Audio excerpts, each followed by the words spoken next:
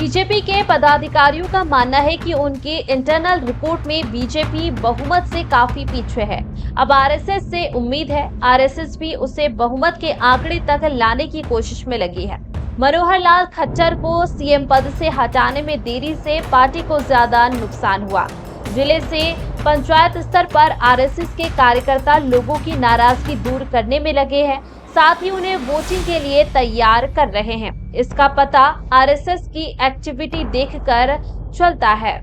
1 सितंबर को हरियाणा के 22 जिलों में राष्ट्रीय स्वयंसेवक संघ यानी आरएसएस की 22 बैठकें हुई, जिसमें जिले के वरिष्ठ पदाधिकारियों से लेकर शाखा प्रमुख तक शामिल हुए।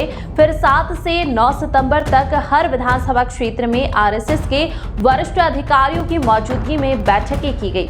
कुल 3 दिन में 90 बैठकें हुई। छोटी बड़ी सभी मीटिंग को मिला दे तो अब तक 200 से ज्यादा बैठकें हो चुकी है। हरियाणा विधानसभा चुनाव में आरएसएस किस तरह एक्टिव है, यह इससे साफ है। आरएसएस के पदाधिकारी हरियाणा में चुनाव तक हवा का रुख बीजेपी की तरफ मुड़ने की उम्मीद जता रहे हैं। वो पार्टी की हट पर नाराजगी भी जताते हैं। कहते हैं अगर मनोहर लाल खट्टर को सीएम पद से और पहले हटा दिया गया होता तो चुनाव का रुख बीजेपी के पक्ष में होता। सूत्रों के मुताबिक आरएसएस 2 मोर्चों पर काम कर रहा है। पहला, पार्टी के अंदर जो कार्यकर्ता नाराज है उनकी परेशानी समझकर उन्हें सुलझाना। दूसरा मोर्चा है खट्टर के शासनकाल से गुस्साई जनता को मनाना। इसके अलावा भी कई मोर्चों पर आरएसएस लगा हुआ है ताकि हरियाणा में किसी तरह बीजेपी की हैट्रिक लगवा सके।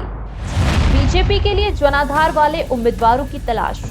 दूसरी पार्टी से आए नेताओं और पुराने कार्यकर्ताओं के बीच तालमेल। अग्निवीर से नाराज लोगों के बीच बिना पर्ची का स्लोगन। खट्टर की खटास पर नायाब सिंह सैनी की मिठास कैसे घुली। खट्टर की ब्यूरोक्रेसी से नाराज जमीनी कार्यकर्ताओं को मना रहे। सूत्रों के मुताबिक अब इन कार्यकर्ताओं के बीच आरएसएस बैठकें कर रहा है, उनके घर जाकर प्रवास कर रहे हैं। इनमें से ज्यादातर तो आरएसएस के कार्यकर्ता हैं। इन घरों में कोई ना कोई कार्यकर्ता जरूर है, इसलिए किसी तरह बात बनाने की कोशिश जारी है, क्योंकि बीजेपी की इंटरनल रिपोर्ट तो यही कहती है कि हरियाणा से बीजेपी का बोरिया बिस्तरा बंधने वाला है।